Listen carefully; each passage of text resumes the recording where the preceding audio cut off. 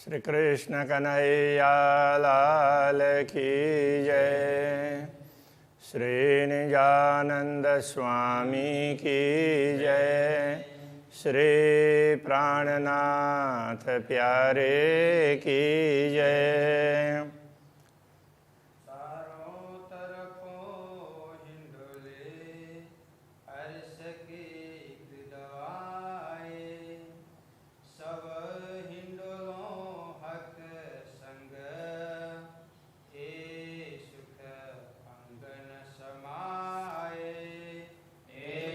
सुख अंगन समाये। श्री कृष्ण कन्हैया लाल की। नवमी भूमिका, उसके पश्चात 10वीं चांदनी आकाशी, ये आएंगे आज। नवमी भूमिका में विशेषता ये है कि वहाँ से चारों तरफ के दृश्य देख सकते हैं, तो राज्य दिखाते भी हैं। तो उसके लिए एक विशेष प्रकार की व्यवस्था की है। जैसे नीचे की भूमिकाओं में बाहर के जो 6000 मंदिरों की पंक्ति है, तो उसमें मंदिर है, छठी भूमि को छोड़ करके सब स्थानों में मंदिर हैं।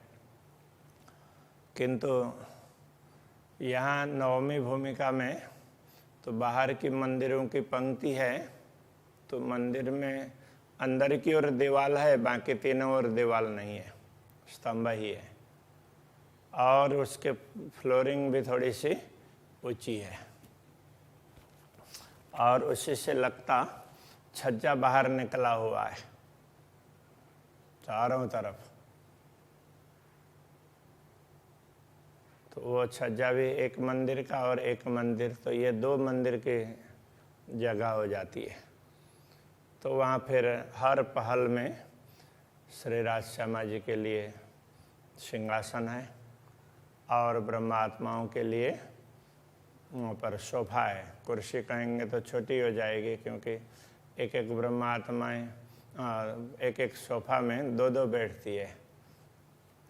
तो सिंहासन के दोनों तरफ 3-3 हज़ार, तो इस प्रकार से तो वो कुर्सियाँ कहा है, उसको आज के हिसाब से सोफा कहना पड़ेगा। तो उसमें तो ब्रह्मात्माएं बैठती है। और श्री राज जी सबको अंगुली निर्देश करते हुए दिखाते हैं, देखो इधर ये है, पूर्व की ओर दिखाएंगे तो अलग दिखाएंगे, ऐसे सब उसमें।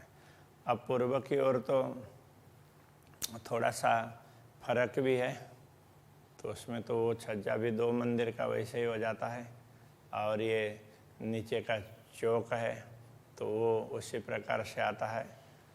तो वो थोड़ा सा वहाँ पर बड़ी जगह होगी और बड़ा स्थान दिखाई देगा। बाकी चारों तरफ के दृश्य हैं, बड़े एक जैसे लगते हैं। दृश्य तो अलग अलग हैं, लेकिन तो वहाँ जो दहलान बनाया है वो चारों तरफ एक जैसा है। तो इस प्रकार की ये नवमी भूमिका की विशेषता है। छज्जे बड़े नवमी भूमिका के छज्जे बड़े हैं, बहुत बड़ो विस्तार बहुत बड़ा है। बैठक धनी साथ की बाहर के किनार पर धामधनी एवं ब्रह्मात्माओं की इस प्रकार बैठक होती है। नजरों सवावत हैं इन ऊपर की बैठक। तो ये इस बैठक से चारों ओर के दृष्टिगोचर होते हैं। देख दूर की बातें करे, रंग रस उपजावे हक। दूर दूर को दिखा करके श्री राज जी उनको परिचय भी करवाते हैं, विशेषताएं बताते हैं, और ब्रह्मात्माओं को प्रसन्न करते हैं। जब बैठे जिन तरफ तब अतीत ही की जुगत। जहाँ जिस दिशा में बैठते हैं तो उस दिशा में उधर की ही विशेषता है, उस प्रकार से समझाएंगे। बातें करे बनाए कि नूर अपना इत। तो धामधनी अपने अंग स्वरूप ब्रह्मात्माएं अपनी नूर है, इसलिए उनके साथ में पूरा अपनत्व रख करके उनको पूरा पूरा दर्शन करवाते हैं। जब बैठे तरफ नूर की तब तितही का विस्तार, जब पूर्व की ओर बैठते हैं तो उधर अक्षरधाम की ओर दृष्टि करते हैं तो उधर उधर का ही विस्तार समझाएंगे। वहाँ बैठ करके जित सिफत जिन चीज़ की तेन सुख नाही सुमार, जिधर से जहाँ की महिमा गानी हो उधर से वही दृश्य दिखा करके वहाँ की महिमा बताते हैं। जब बैठे तरफ पहाड़ की, जब पोखराज पर्वत की ओर बैठते हैं तब वर्णन करे अति दूर, तो पोखराज पर्वत थोड़ी दूर में है इसलिए तो उसका दूर तक का वर्णन करके समझाते हैं। तीन भौम के सुख को सुमार नहीं जहूरा, इस प्रकार ये नवमी भूमिका के में बैठ करके जो आनंद प्राप्त होता है उसका कोई पारावार नहीं है। जब बैठे तरफ दरियाव की, जब अलग अलग सागरों की दिशा में बैठते हैं, घृत दूध दधी असल, घृत सागर, क्षीर सागर, दधी सागर, इन सागरों की दिशा में बैठते हैं तो उधर का ही दृश्य समझाते हुए कहते हैं, कायम सुख कायम भौम के आवे न माहे अकल। तो इस प्रकार ये अखंड भूमिका के अखंड सुख हैं, तो ये बुद्धि की सीमा में आते नहीं हैं। जब बैठे तरफ बड़े बन की तब सोई सुख वर्णन, जब बड़े बन की ओर मुँह करके बैठते हैं तो उसी का वर्णन, उसी के सुख ये सब समझाते हैं। पशु पंखियों के इश्क की कई विध करे रोशन, तो ऐसे वनों का जब जिक्र करते हैं तो पशु पक्षियों के प्रेम, उनका उत्साह, तो इन सब का वो उल्लेख करते हैं। और पहाड़ जो ये जीत के कई विध की मोहलात, ताल कुंड कई चादरें इन जुआ कहीं न जाता। पोखराज पर्वत और जहाँ से यमुना जी प्रकट होती वो पहाड़, उसकी बात कर रहे हैं, तो ये पोखराज पर्वत की बात कर रहे हैं।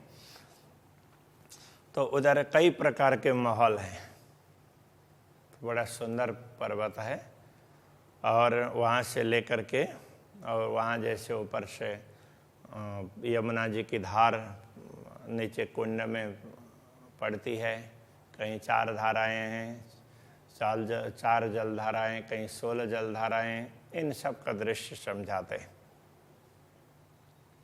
इन जुआ कहीं न जाता, इस शोभा का वर्णन नहीं कर सकते। उस समय ब्रह्मात्माओं को बड़ा सुख प्राप्त होता है, उसका वर्णन नहीं कर सकते। या हौज या जोए के कई विध देवे सुख, फिर दूसरी दिशा में जाते हैं तो कोशरताल, और फिर तो वहाँ यमुना जी कैसे प्रवेश करती है, बीच में कैसे पर्वत टापू महल है, उन सब का वर्णन करके समझाते हैं।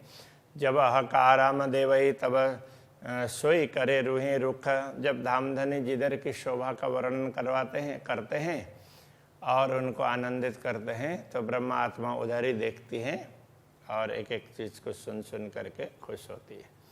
महल मंदिर जो मद के सोहें अति रोशन, अब ये उसमें ताल के टापू महल की बात कह रहे हैं।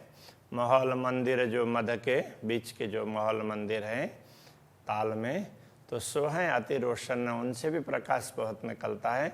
थमो बेल फूल पाखड़ी एक पात न होए वर्णन, तो वहाँ के स्तंभ हैं तो उसमें फिर अलग अलग प्रकार की कारीगरी है, दीवालों पर भी, स्तंभों में भी लताओं की है, फूल की है, पंखुड़ी की है, तो उनमें से एक पत्ते का भी वर्णन नहीं हो सकता है, इतनी अच्छी शोभा है। तो महल मंदिर की क्यों कहूँ और क्यों कर कहूँ दीवाल, जब फूल के एक पत्ते का भी वर्णन नहीं हो सकता है तो पूरी दीवाल, महल, मंदिर, तो इन सब का वर्णन कैसे करूं। कई लाख खिड़की हवेलियां, कई लाखों पौरी पड़साल, तो कई लाख ऐसे परमधाम में तो लाखों तो हवेलियां हैं और उनकी खिड़कियां भी लाखों की संख्या में हैं, और इसी प्रकार से तोरण भी लाखों की संख्या में हैं, और पड़साल तो बड़ी बड़ी जगह जहाँ सब लोग मिल कर के बैठ सकते हैं। तो ऐसे बैठकें भी बहुत ज़्यादा हैं। बैठ बीच नाशुत के अंग नाशुति जुबान, नश्वर दुनिया में बैठ कर के और नश्वर शरीर की जिह्वा के द्वारा अर्श का वर्णन कीजिए, सो क्यों कर होए बयान। यदि अखंड धाम का वर्णन करना चाहें नश्वर जगत की वस्तुओं से, तो उसका वर्णन कैसे हो सकता है? ऐसे हो ही नहीं पाएगा, ये कहना चाह रहे हैं। अब दशमी भूमिका चांदनी, इसकी बात कर रहे हैं। दशमी भौम चांदनी, ये शोभा है अत्यंत। दशमी भूमिका में चांदनी है, इसकी शोभा बहुत ज़्यादा है। कई कदेले कुर्सियाँ, बीच शोभा लेत तखत। तो वहाँ पर चांदनी में बीच में चबूतरा है, तो जो 9 चौक नीचे हैं और उनके किनारे से जल स्तंभ ऊपर आते हैं, तो वो ऊपर आकर के वो कुंड बने हैं। और चबूतरा तो वो रंगमहल की तरह से ये 200 पहल का है। तो रंगमहल में तो 201 पहल है, अभी यहाँ दरवाजे की किसी की आवश्यकता नहीं है, इसलिए 200 पहल इसके बनाए। तो इस प्रकार से ये चबूतरा है, उसमें बीच में राजश्यामा जी के लिए सिंहासन है, फिर ब्रह्मात्माओं के लिए यह सुंदर सुंदर कुर्सियाँ हैं आरामदायी। तो इस प्रकार की शोभा वहाँ की है। बीच शोभा लेत तखत, तो चारों तरफ कुर्सियाँ और बीच में सिंहासन, उसकी शोभा बहुत बड़ी होती है। कई बैठक माहौल चांदनी, चांदनी में भी बैठने के अनेक स्थान हैं। हक आदि तावत, जब धामधनी यहाँ आते हैं तो साथ सबरुहन को सुख मन चाहे देवत। तो जैसा ब्रह्मात्मा चाहती है उस प्रकार से उनको आनंदित करते हैं वहाँ आकर के। क्यों को इन सुपेती की उज्जवल ज्योत अपार। तो चांदनी में उज्जवल ज्योति होती, रात के समय पर बैठते हैं और वो भी आकाश में चंद्रमा चमक रहे हों, तो उनकी सफ़ेदी तो अलग प्रकार की होती है। तो उसका उज्जवल के उसकी उज्जवल किरणें हैं, उसका कोई पारावार नहीं है। दो से हाथों चांदनी, ना ही रोशन नूर शुमार। तो यहाँ पर चांदनी में अब ये पूरी, वैसे तो 200 पहल की पूरी चांदनी है, तो इसका कोई पारावार ही नहीं है। ये जो गुमटियाँ गिरदवाए की चारों तरफ, इनमें गुमटियाँ हैं। नागिने एक अगले 100 दोए। तो इनमें क्या है कि जो बीच नगीने कह करके, तो कोई दागिना अथवा कोई उसमें ये 200 उसके बुर्जों की बात करते हैं। 12,000 गुमटियाँ, बाकी शेष 12,000 गुमटियाँ हैं। तो एक एक मंदिर के ऊपर 2-2 गुमटी, इस प्रकार से बाहर के किनारे के 6,000 मंदिर के ऊपर वो 12,000 गुमटियाँ हैं। शोभा लेता सोए, उसकी भी शोभा बहुत विशिष्ट प्रकार की है। चारों तरफों चे बच्चे ए शोभित अति सुंदर। तो चारों तरफ जल कुंड है, तो वो बीच के चबूतरा के चारों तरफ हैं। ए शोभित अति सुंदर है, बड़े सुंदर लगते हैं। जल गिरत फुवारे मोतियों। तो वहाँ फुवारों से जल ऊपर तक उछलता है और फिर गिरता है। चारों चांदनी अंतर। तो इस प्रकार ये चांदनी में ये अलग अलग अंतर में जो जल कुंड है, उनमें से ऊपर जा कर के पानी गिरता है। गिरदवाए फूल चे बच्चे, ए शोभा अति जुगत। जल कुंड के चारों तरफ अलग प्रकार की शोभा है। तो उसमें फूल वगैरह हैं, बगीचे अलग अलग प्रकार से, छोटी छोटी वाटिकाएं बनी हुई है। अंतर आँखें खोल के ए सुख देखो अतंत। अंदर अंदर की आँखें खोल करके देखेंगे तो अपार सुख दिखाई देगा। शोभा जल फूलन की, गिरिध चारों किनार, तो इस प्रकार चारों तरफ पुष्प वाटिकाएँ हैं। जैसे नीचे अलग अलग प्रकार की हवेलियां हैं, उस प्रकार से ऊपर उनमें पुष्प वाटिका है। और तो जहाँ बीच बीच में रास्ते हैं तो वहाँ नहर वगैरह बने हुए हैं। इस प्रकार से तो बड़ी सुंदर शोभा चांदनी की है। ये शोभा अत्यंत देखिए जो कछु रूह के विचार। तो यदि आत्मा से विचार करके देखें तो ये शोभा बहुत विशिष्ट प्रकार की है, बहुत बड़ी। इत बैठक विध विध बेशुमार, यहाँ बैठने के लिए जगह बहुत बड़ी है, बीच में चबूतरा बहुत ही बड़ा है। हाँ, 666 व्यास, मंदिर के व्यास का चबूतरा है, काफ़ी बड़ा चबूतरा होता है। रात उज्ज्वल अरस चांदनी ए शोभा अरस अपार। रात के समय पर जब उज्ज्वल चांदनी होती है तो उस समय वहाँ पर आते हैं, पूर्णिमा को आते हैं ना। हाँ, जब हक आदि बीच बैठत ले रुए 12,000। जब राज्य और श्यामा जी बीच में बैठते हैं तो इस चबूतरे पर, और चारों तरफ परमात्माएँ बैठी हुई होती है। नंग जवेर इन्हें जीमी के गिरध बैठत साज श्रृंगार। जब वो सब श्रृंगार से सुसज्जित होकर के बैठते हैं तो उनके वस्त्र और आभूषणों के रत्नों से भी अलग अलग प्रकार की किरणें निकलती है। राज श्यामा जी बीच में बैठे सिंहासन ऊपर। श्री राज्य और श्यामा जी बीच में सिंहासन में विराजमान है। ए तखत का अरस का ए सिफत करो क्यों कर। वो सिंहासन वो धाम का सिंहासन है, उसकी महिमा का कैसे वर्णन करें। कब रुए निकट बैठे मिलावा कर। कभी कभी ब्रह्मा आत्माएं नजीक में आकर के बैठ जाती है। हास्य रमुज सन्मुख पिए प्याले भर भर। श्री राज्य के मुखारविंद से अलग अलग प्रकार की विनोद वाली बातें सुन सुन करके बड़ी प्रसन्न होती है। कई विध की इत बैठक जुदी जुदी जिन्हें से यहाँ बैठने की अलग अलग व्यवस्थाएं हैं, अलग अलग रीत है।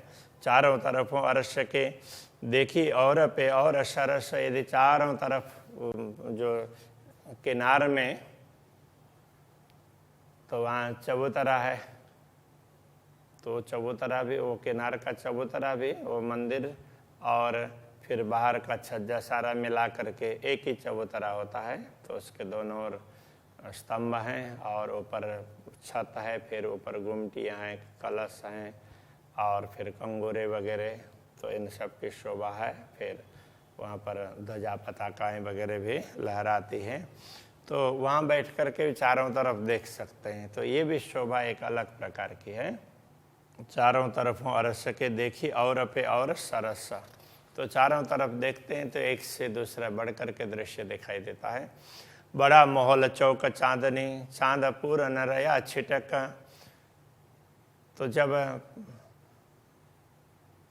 चांदनी रात होती है पूर्णिमा की, तो उस समय पूर्णिमा का चंद्रमा है वो चांदनी की छटा बिखेरता हुआ उस दिखाई देता है। तो इस विशाल चांदनी पर बड़ा मोहल चौक चांदनी, इस चांदनी के विशाल चौक पर चबूतरे पर तो ब्रह्मात्माएँ बैठी हुई होती है।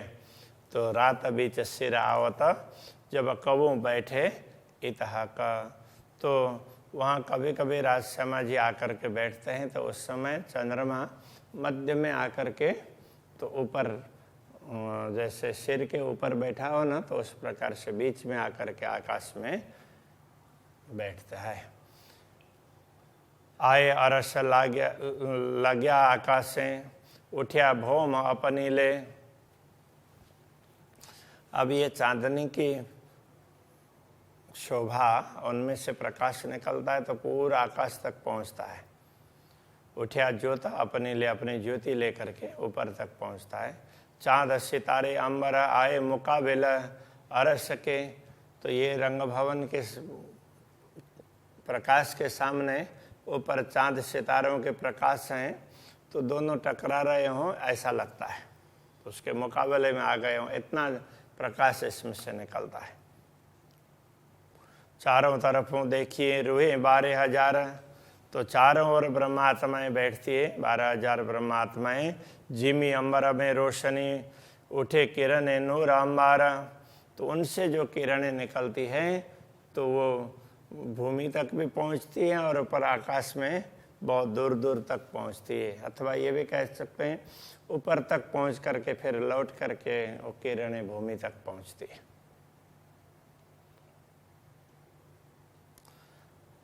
ऊपर चांदनी बैठक देखिए नूर द्वारा, तो चांदनी में ऊपर बैठ करके अक्षर ब्रह्म के भवन के द्वार को भी देख सकते हैं। ज्योत नूर दो सन्मुख अमर नमाए झलकार, रंग भवन के द्वार से प्रकाश जाता है और उधर से प्रकाश आता है, तो दोनों प्रकाश भिड़ जाते हैं। तो ये दृश्य भी देख सकते हैं।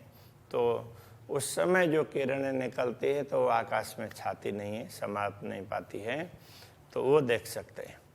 देखो तरफ पुखराज की या देखो तरफ ताल, पुखराज की ओर देखें या ताल की ओर देखें, या ज्योत मानिक देखिए होए रहे अंबर जिमी सब लाल। तो इस प्रकार मानिक पहाड़ को भी देख सकते हैं और चारों तरफ तो वो वहाँ से मानिक पहाड़ के अलग अलग माहौलों को देखते हैं तो उनसे प्रकाश निकलता है, पूरे भूमि में भी छाया हुआ है लाल लाल प्रकाश और आसमान तक छाया हुआ है, ऐसा दिखाई देता है।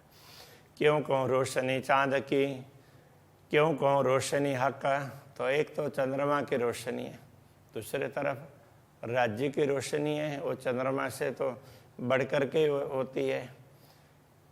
तो उसी के अनुरूप श्यामा जी की, उसी के अनुरूप ब्रह्मात्माओं की, उसी के अनुरूप उनके वस्त्र और आभूषण, तो इन सब की किरणें तो बड़ी सुंदर लगती है। क्यों कहूँ रोशनी समूह की जुआ रही इत थक, तो सब ब्रह्मात्माओं से निकलने वाले प्रकाश की बात करेंगे तो ये जुआ थक जाती है।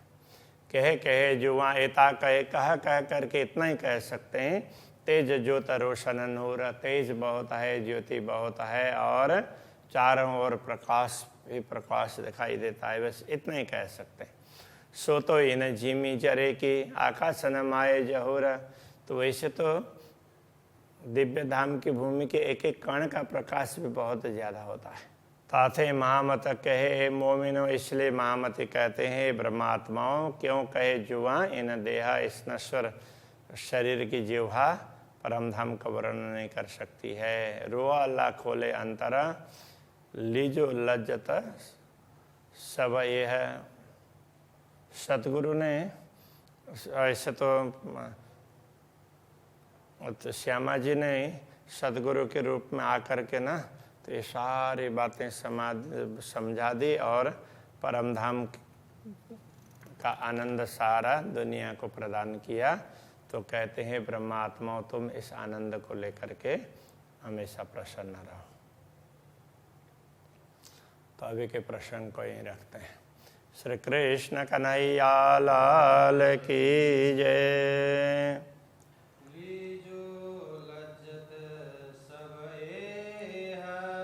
लीजो लज्जत सबएहा, ताथे मोहम्मद कहे मोमिनो, ताथे मोहम्मद कहे मोमिनो, क्यों कहे जुआ इन देहा, क्यों कहे जुआन देहा। रूह अल्लाह खोले अंतर, खोजे अंतर, लीजो लज्जत सबएहा, लीजो लज्जत सबएहा।